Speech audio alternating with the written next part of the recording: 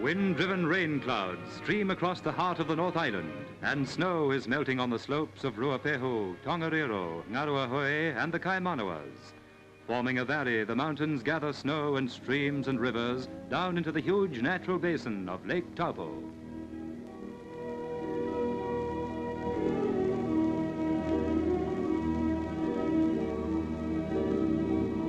Of all New Zealand's lakes, Taupo is the greatest, and Taupo is the endless source of the Waikato River, a river that turns and flows along a winding course 200 miles from source to mouth, from Taupo to the sea.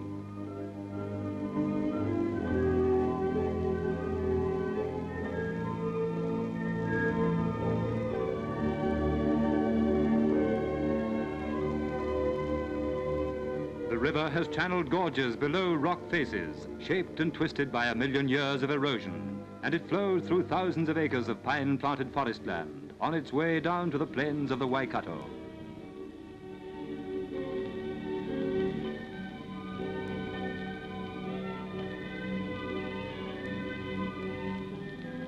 Rich and rolling farmlands have extended from its banks, and towns have prospered by them. The river is slow, and it is swift. It gathers speed. The water thunders over the rapids. Its power breaks and foams, almost irresistible, falling down 1,000 feet from source to mouth, from Taupo to the sea.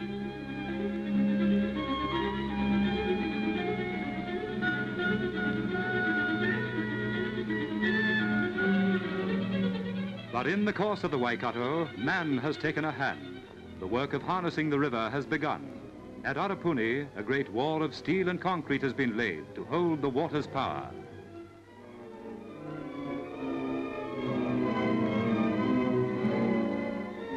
The water mounts in the dam. Its weight is gathered and channeled into a head race.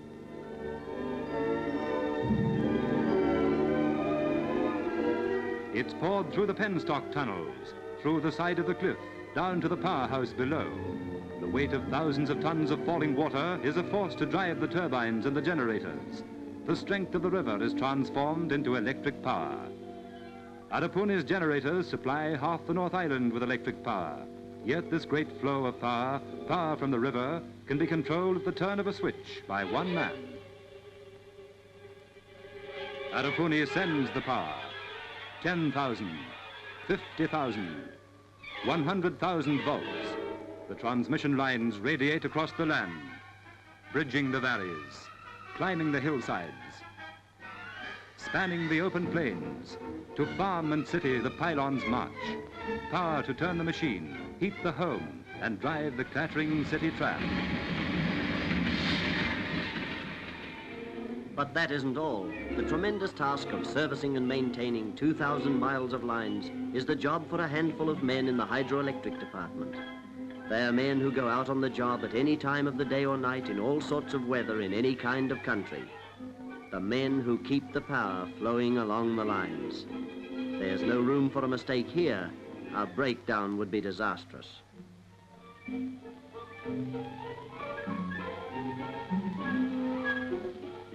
And on the workbenches of the department's engineering shops, all the equipment for the system is checked and tested. The shops can turn out anything, from a precision meter to a steel girder.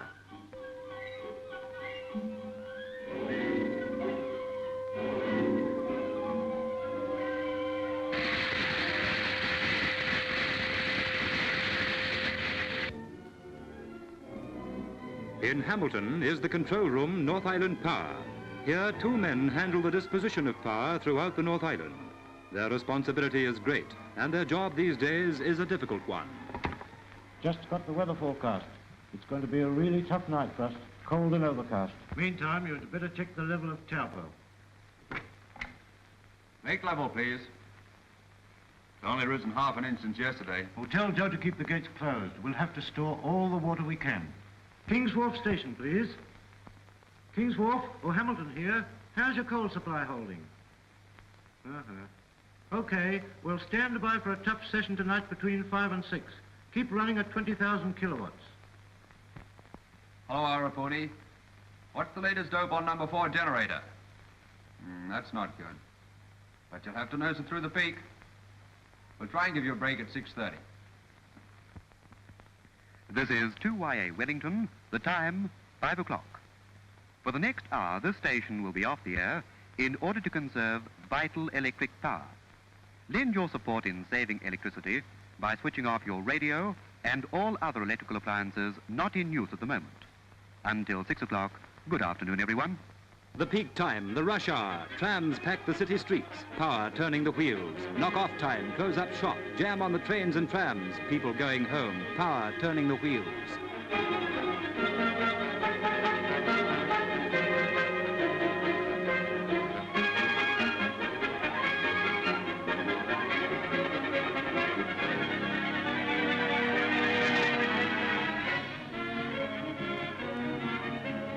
The streets are full, the day is up, no time to waste from trams to trains, let's get home.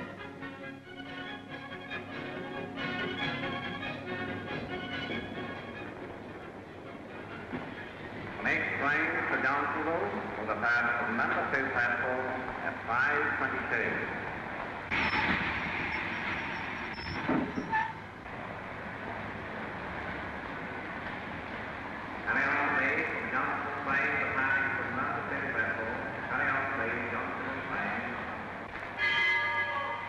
Passengers, do not join or alight from the train while still in motion. It's dangerous.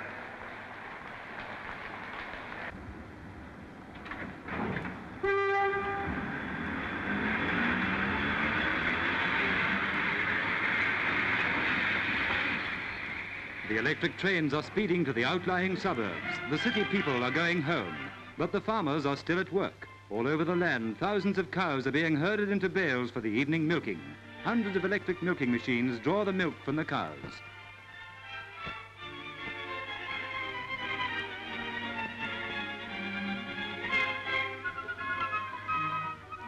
My lake level is just high enough, but I'm flat out of 20,000 kilowatts. Okay, Mangahau, keep it up. Evans Bay, how's the coal situation? I can't hear. Speak up. Well, you're better off than King's Wharf. Go on running till 7 at 24,000 kilowatts, then let's know how things stand. Yes, Sarapuni? Call up Waikato Moana right away. Hello, Waikato Moana. Hamilton here. Stand by for instructions. Tell Waikato to get number 2 siphon running, but quick. Arapuni's had a breakdown on number 4. Get number 2 siphon into action right away. Reduce your voltage 5%. But my lake level is too far down, Hamilton. I can only run one siphon with safety. I know that, but Arapuni's had a breakdown. You'll just have to run it. Okay, we'll tell you when we've got going. About half an hour, I guess. Bunnythorpe, put me through to Candela substation. Candela, you've probably noticed the drop. Wellington and Hutt power boards will have to increase rationing from 5:30 to 5:45. Tell Penrose to cut their switches from 5:45 to 6, but to keep all essential services running. Exchange, get me Penrose. What's our margin now? 2,000 kilowatts. We'll just get by tonight. The shadow of the late afternoon falls across the land. The lights gleam down the street of a country town. Across the bay, a city fades into the darkness of the evening. Soon it lights up, glowing with electric power.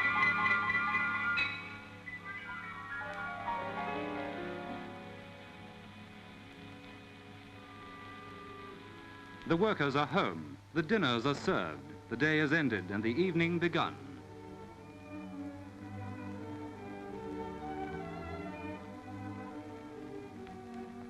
Good work, Arapuni. Well, the load is dropping fairly rapidly now. By the way, there's a special radio broadcast at 9:30, so you can expect a slight rise round about then. The most popular broadcast program of the moment is the National Symphony Orchestra.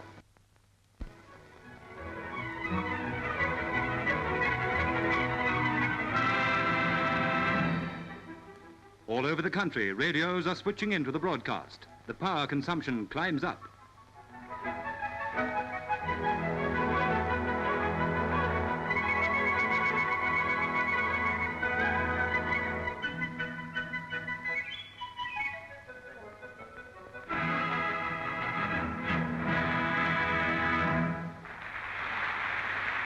At the end of the broadcast, thousands of housewives go out to their kitchens, switch on lights, and plug in electric kettles for supper time.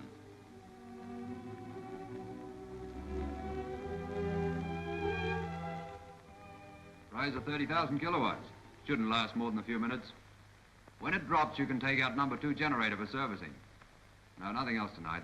Most people will be off to bed soon, I guess. Night-night. The night lengthens, and the last cinema crowds are making their way home. An occasional taxi still takes a late call. An electric engine pulls out on a long night haul.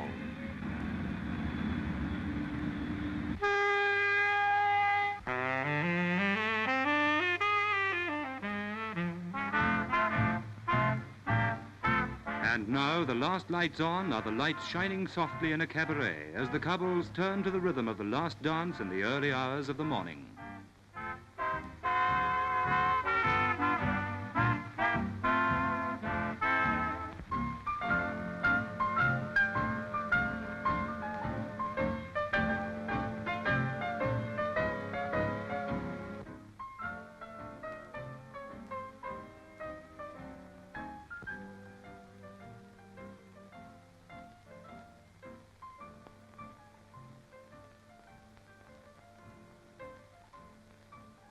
But we haven't got enough electricity. Why is there such a shortage? Well, back in 1936, the country became far more prosperous. People had money in hand, and they began buying more and more electrical machines and fittings. Some people bought radiators for the drawing room. Some bought washing machines for the laundry. Others bought electric hair curlers for the bedroom, and some bought machines for their workshops. We found that refrigerators were handy to keep things in. Between 1936 and 1939, domestic consumption of electricity increased enormously. 1939, the year the war started, the year the nation's plans for development of hydroelectricity were to materialize. We had a number of orders for machinery and equipment placed abroad. Parts of generators and turbines were being cast in Belgium and Sweden. 1940, the war spread. We didn't get that equipment from Belgium and Sweden. Britain had been building 4 generators for us when war broke out, but in the fateful days of 1940, the blacked-out factories of Britain were working day and night to forge the materials of war. It was a case of weapons for war instead of machines for peace. Even so, Britain was still able to make and dispatch some generating equipment to New Zealand. The ship carrying it was torpedoed and sunk. An empty emplacement at Arapuni waited 7 years to be filled by a generator ordered in 1939. Our power consumption went up during the war, but it wasn't offset by new developments of sources of power. Men and machines and materials had to be used for building hangars and runways instead of dams and powerhouses.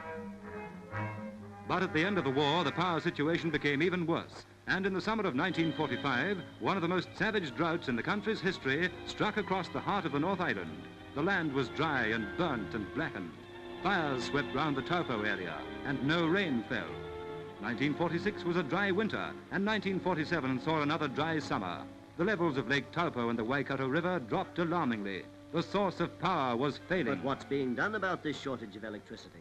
For years, the Minister of Works, Mr. Semple, and his staff have been working on new schemes for developing natural sources of power. By far the greatest and most important of these is the plan to harness the Waikato River. Arapuni is the existing big station on the river. But by next winter, Karapira will be functioning, and construction is well on the way at Maraetai.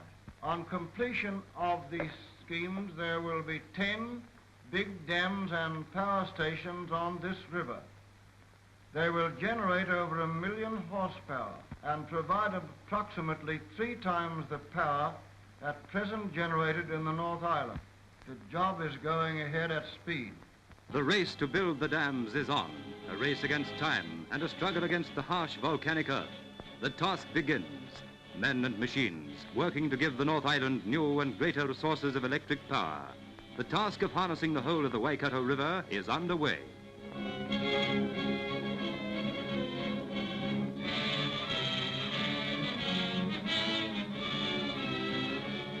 The country about Maraetai is unbroken land, cliffs of rock, hillsides of tangled scrub.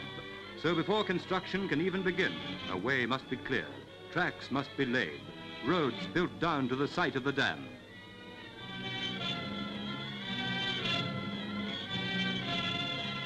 Sticks of gelignite are thrust into the rock, the first of many that will blast a diversion tunnel through the cliffside.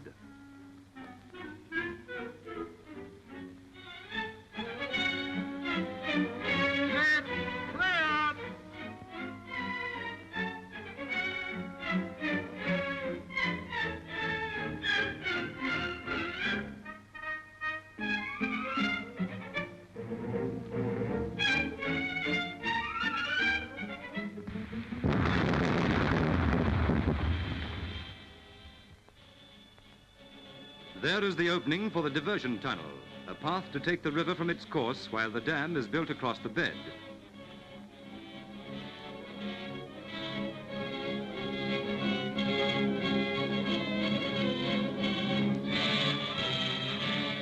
And housing must be found for the workers. New towns are rising from the scrubland, homes for 3,000 men, for the men who will work on the great hydro schemes at Maraitai, Waipapa and Whakamaru. At Whakamaru, yet another dam will rise. The steep slopes will take the weight of the concrete. But is the rock beneath the river sound? Sections of the riverbed and the surrounding country must be tested and analyzed. Drills bore down hundreds of feet beneath the river to draw out lengths of earth and rock.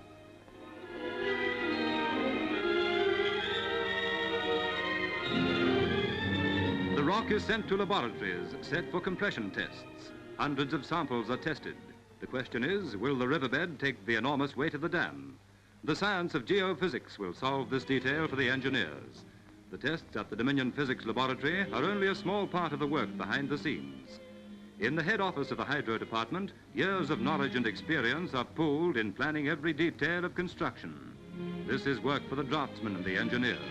Before 1 ton of concrete is poured, before 1 piece of equipment laid, charts, plans and blueprints must be exactly prepared. From the plan to the reality, Karapiro, a project that means 2,000 tons of steel. 400,000 tons of concrete. 1 million tons of earth displaced, and 9 million hours of labor for the men on the dam.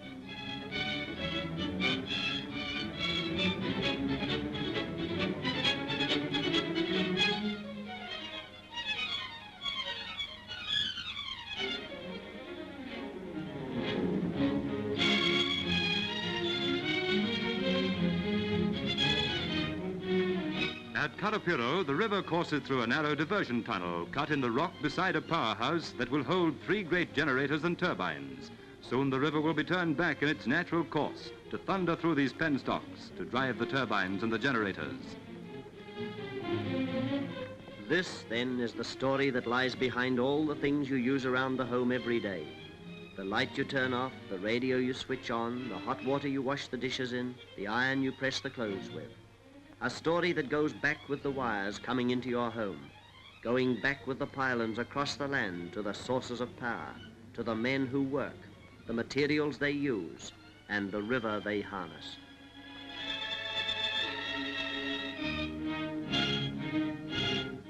Karapiro will give the North Island another 90,000 kilowatts of electric power. Yet of all the 10 dams and power stations that will rise from the bed of the Waikato, Karapiro will be one of the smallest.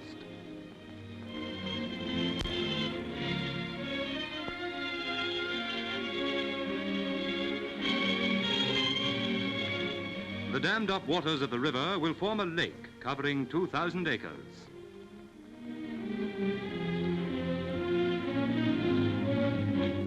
To make way for the lake, part of the main road to Rotorua has been raised and a new bridge built over the top of the old one.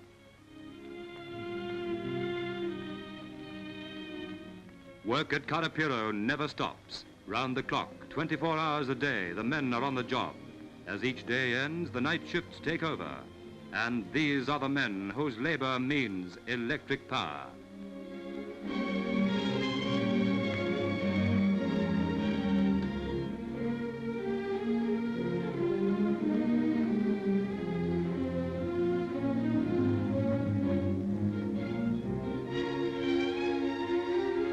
After the planning, after the work of the draftsmen, the engineers and the laboratories, this is the work that counts. On the shifts at Karapiro, it's the men on the job handling the steel, shoveling the concrete day and night who build the dam. Men with a deadline to meet, for the country needs more power, and it needs it now. The North Island is rich in natural power resources, the cheap, endless power that comes from the flow and fall of the Waikato River, a river that leaps over the rapids, rushes through the gorges, and flows down across the plains and past the cities, 200 miles from source to mouth, from Taupo to the sea. Yet the river is still scarcely harnessed. It will be 10 years before its waters begin to be used to the full. But those 10 years will see the sheer white concrete dams rise from its bed. Power stations will stand down its length, and they'll be filled with the sound of the turbines, the vibration of the generators. Lines of steel towers will radiate from its banks, carrying electric power to the farms, to the towns, to the cities, into the homes of the people. The Waikato River will give the country boundless electric energy.